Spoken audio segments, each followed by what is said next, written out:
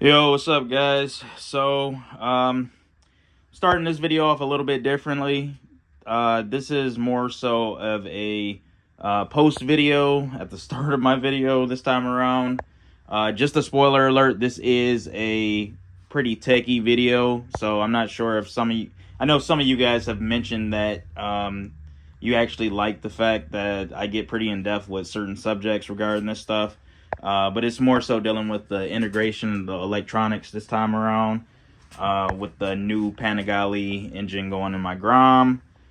So kind of ended up here, and this is the point that I'm at now. And yeah, just watch along in the video and you'll see how I got to this point. And yeah, we should be cooking with fire pretty soon. So enjoy the video, and please like, comment, and subscribe. All right, so just for the time being, because I know this pan will end up getting modified, or like I said earlier, a new one will be made for it. I basically just took some aluminum sheet and I'm putting a flat pan, or I'm making like a DIY flat pan for the bottom of the engine so I could just bolt it to it and give me a little bit of clearance until I figure out how much this sump will actually be reduced. So yeah, I just got some aluminum plate here, took a Sharpie, traced it, and then I just drilled the bolt pattern in it. So get this cut out and then bolt it to the bottom of the engine. I'll probably throw a little bit of RTV on it for the time being, just to keep it sealed up, and so I don't have to worry about contaminants getting in there. So let me cut this out and then see what it looks like on the engine. All right, so this is kind of the reason why I put the flat pan on the engine, just so I can get it to stay upright like this. It's not perfect by any means. I got it sealed up, though. That's all I really care about. And, of course, I got oil everywhere. This is probably the thing that pissed me off the most. But anyways, I did have to order a special tool from Amazon. You can actually see... I don't know if all bikes are like this, but I know like my Yamaha, for instance, I didn't have to bother with any of the special stuff. But these Ducatis, they basically use a special tool. You can see it's like 2 keyways on it. And then on the crank, you can see how it has a slot across it. So those keyways go inside and it locks in place like this. And then put an 18mm socket on it. And technically, this is actually the first time that I've been able to bar over the engine, because I didn't find this out until after the fact. But bars over really smooth. I don't feel any binding. Feel some good compression, or I like to say good squeeze. I'm an advocate for higher compression stuff, even on boosted applications. But yeah, everything looks pretty good. I do want to blow out these ports a little bit though, because it looks like maybe like some packing material is stuck on the back of the valve. So didn't fall in the cylinder or anything, so I should be good. But yeah, it bars over really good, so that is promising.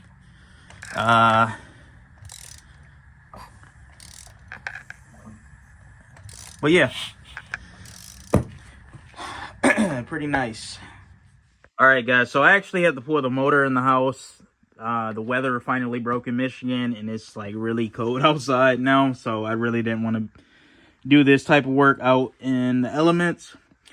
But pretty much what I have going on here, because as you guys know, this engine does use dual drive-by-wire throttle bodies. So as you can see up here, it is quite a bit of wiring that I have to integrate into the harness. But what kind of started all of this is how the way the Fueltech system works. They actually have a set of predefined throttle body calibrations from various manufacturers, and I'll show you that right here. All right, so if I just slide over here to the engine settings, drop down, go to pedal throttle, you can kind of see this is the table to select whatever your throttle body configuration is. So you can see you have TPS, that's basically for a manual cable style throttle body that has a standalone TPS sensor. And then you have single and dual electronic throttles. So in my case, I have dual electronic throttles. And then if you go down, you can see they have this predefined box right here. And this basically, you can choose what brand you have. In my case, I have a Mikuni throttle body, but there's a bunch of stuff on here. GM, Ford, Chrysler, Renault. The possibilities are endless with this. So brand is a Mikuni throttle body. Then you would pick the model. And in my case, the particular model that I have actually isn't on here, even though it's a Mikuni throttle body. I'm probably like one of the first guys actually putting a Fueltech on a Ducati based motor, so that's probably why. But pretty much what this box entails is the actual calibration for the throttle body. And this predefined right here basically specifies that they already have a calibration built for the particular throttle body that you're running. And basically what the calibration would have in it, because a lot of this stuff, or the electronics stuff, is voltage based. So basically at like 50% throttle, that should equate to a certain voltage. And a lot of that stuff will already be calibrated for you. So you could just go in here and basically click what you have, and it is pretty much plug and play.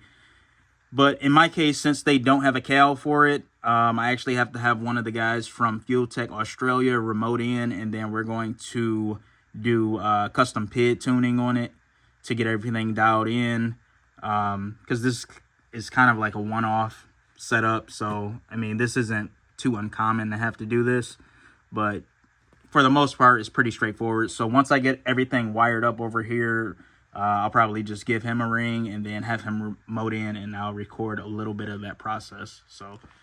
So you can see down below, I actually have my wiring schematic. I'm sorry, my wire map written out. Pretty much have this divided by cylinder head configuration. So as you can see, this engine actually has a vertical cylinder head and then a horizontal cylinder head. So you can see right up here, I have the motor post. So that's actually the throttle body motor, or what actually moves this blade back and forth electronically. So you can see I have, I'm using green for positive and negative, and then purple for positive and negative on the horizontal side. And then how the way the TPS sensor works, because they actually have redundancy for safety. So they have two sensor wires inside, and those voltages are basically inverse of each other. So as one goes up, one goes down, or one is half the voltage of the other one. It really depends on what throttle body you're dealing with.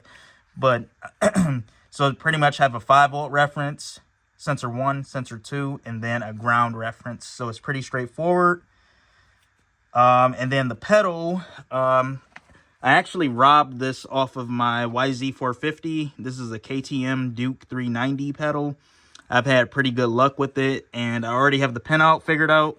And then I even took it upon myself today to make a Deutsch jumper harness, just to make it easier to integrate into the ECU. So I'll probably be picking up another one of these to use on the Grom, because it's just less homework that I got to do. So, yeah. And you can actually see, as far as the Ducati side of wiring goes, I actually had to hunt down this schematic right here. This is a pinout for the TPS connector. So basically you have a ground, you have sensor 1, you have a 5-volt reference, and then you have sensor 2. So pretty straightforward. And for this test, I'll actually be using my FT550 ECU from my Yamaha as well, because I will be picking up another one to use on the Grom build. So you can see I got the harness going right here, and I think I got to terminate like 2 more wires, and I should be able to power it up with my anti-gravity battery. So let me get all this stuff soldered up and loomed up, and then we'll go from there. All right, so I've been kicking ass on this thing lately. But But the way I like to operate, I like to have a lot of this stuff figured out before it ever hits the frame rails. So you can see I got a bench test set up right here, using my FT550 off of my Turbo YZ450. So I'm just proving out everything electrically. You can see I got some nice rusty ass LS truck coils right here. Just proved out the ignition system with this. We got spark on both cylinders. I got the throttle bodies working, funny enough, with a KTM throttle. I'm sure the Ducati people will love that. I like to call this the poverty throttle method. But yeah, that works beautifully.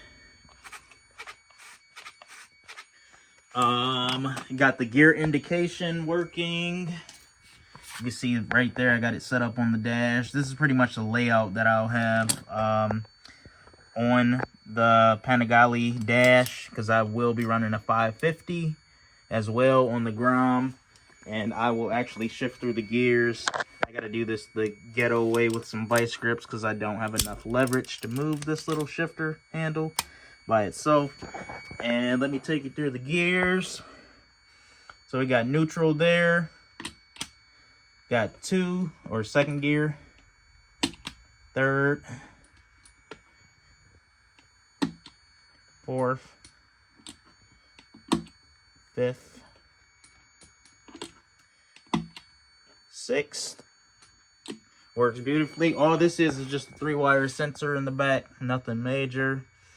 But yeah, everything is getting proved out. I got a few things coming in the mail tomorrow, and hopefully we can get this thing started up. Kind of got to shoot in the dark with the bass tune, and then it doesn't help that I don't know what size these injectors are. I've been trying to hunt down the flow rate data for that, but I haven't had any luck. If you guys, this is a Bosch injector, so if you guys think you could be of any assistance with that, that would probably help greatly.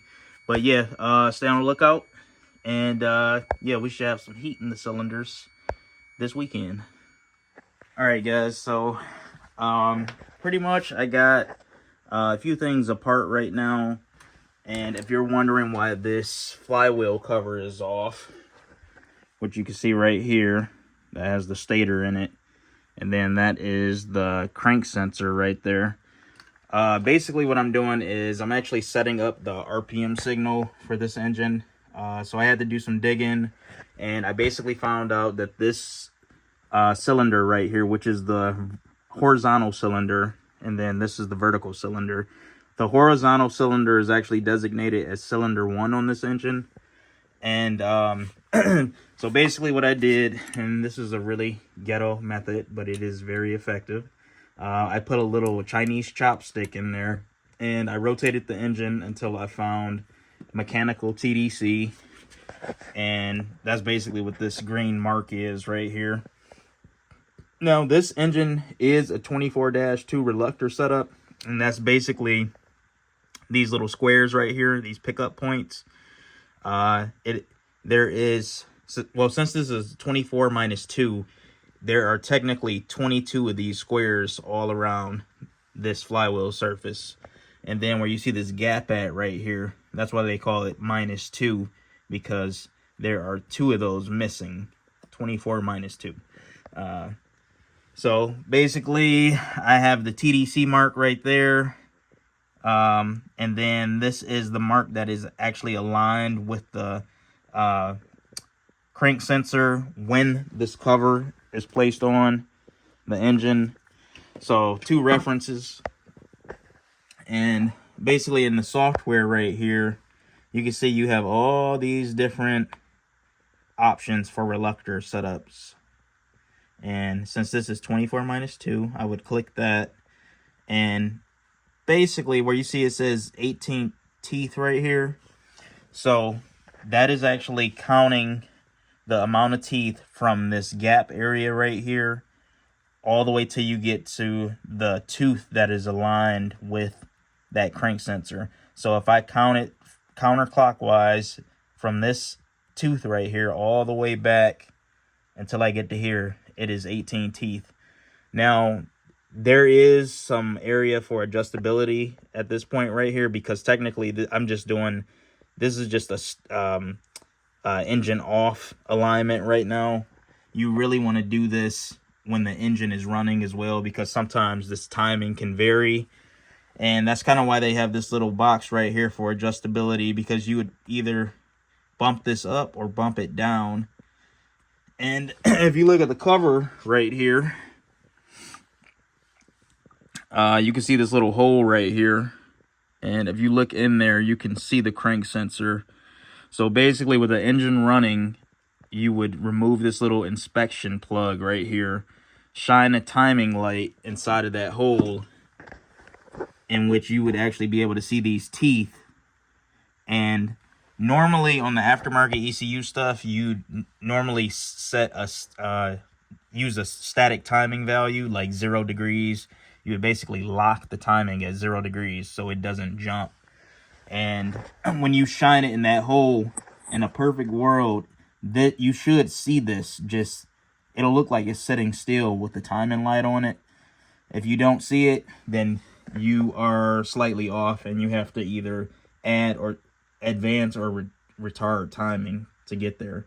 So I'll actually show you guys that in the morning once I get all this stuff set up. And yeah, I just figured I would show this because this is actually very important, especially with the aftermarket ECU system. If you aren't doing this and you run an aftermarket ECU system, that's not good. But yeah, so that's pretty much how that works. I'm gonna actually get this stuff RTV'd and buttoned back up, and then I'll boot up the ECU, and then I'll crank the engine over so you guys can see. All right, so managed to get everything buttoned back up. See right here, I got everything sealed up really good. Got the crank sensor plugged in, and I got the ECU booted up.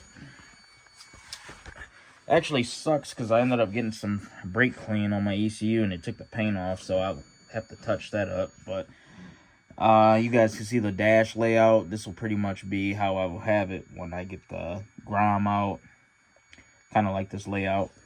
But yeah, actually managed to get the starter soft touch starter button hooked up too. So yeah, let's see what it does.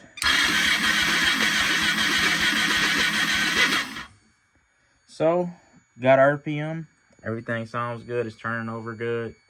So in the morning I am actually going to get this set up in my garage.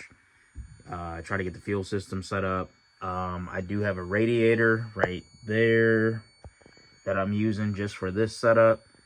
And yeah, I'm gonna start putting it together and then see what it does, see if I can get it to fire up. So yeah. All right, so I got all this stuff buttoned back up. I actually got the charger on the battery right now. You can see the oil pan is on, this is on. So I am going to get this stuff transferred outside so I don't put something on fire. And yeah, show you guys what everything looks like hooked up. All right, so you guys can see I got the brackets, the stock motor mount brackets cut off of the Grom. It really doesn't matter because I'm not using this. This is all getting cut out anyways. This is just more so just getting a lot of stuff out the way just to see how much real estate I'm working with.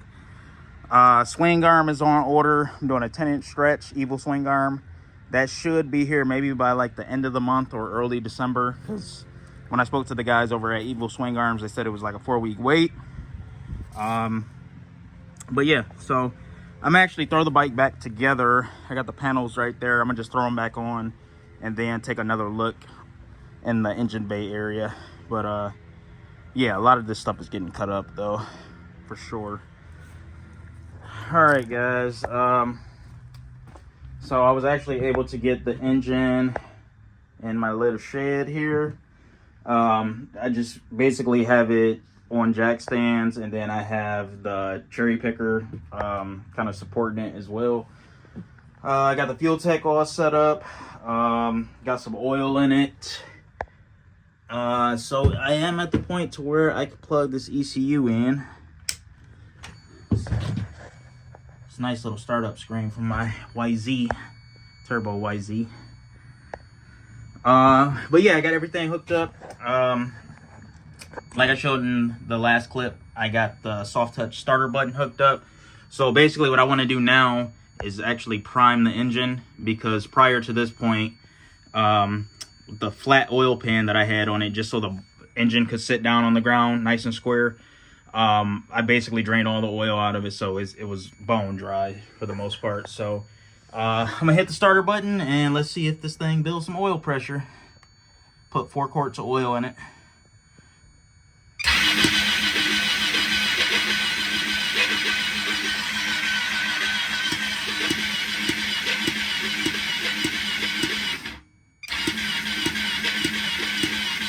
So as you can see, we got some pretty good oil pressure with the engine just cranking over. I do have the plugs pulled out of it right now, so I actually just picked up a set of new NGK plugs, and these weren't cheap unless the prices went up significantly on plugs. Like these were dang near like $18 a piece for a freaking Ducati.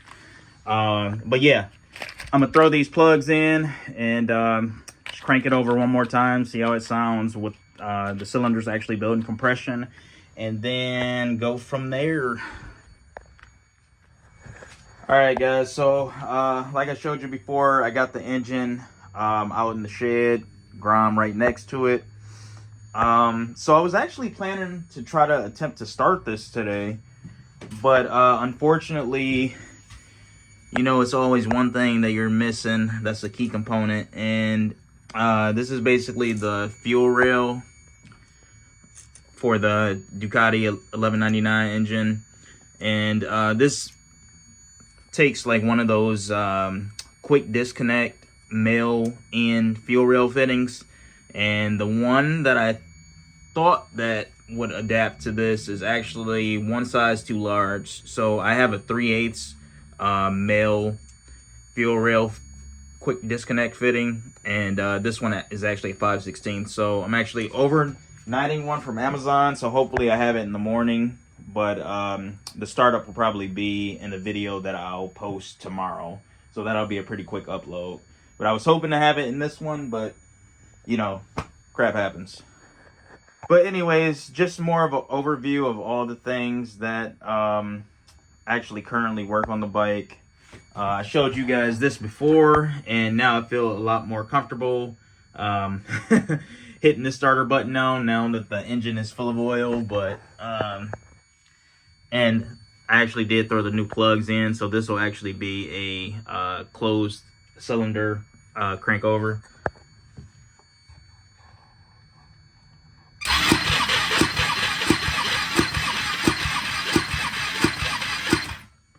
So pretty good there. Gear position sensor is all sorted out. Throttle bodies, obviously, as I showed before earlier in the video. Pretty good. Pretty happy with that. I still do need to order another KTM throttle, because that is going back on my Yamaha. Really easy to integrate for anybody looking to do a drive-by-wire system on your mini bike or dirt bike. Highly recommend it, especially with the aftermarket ECU system. It's a lot of tuning you can do with it.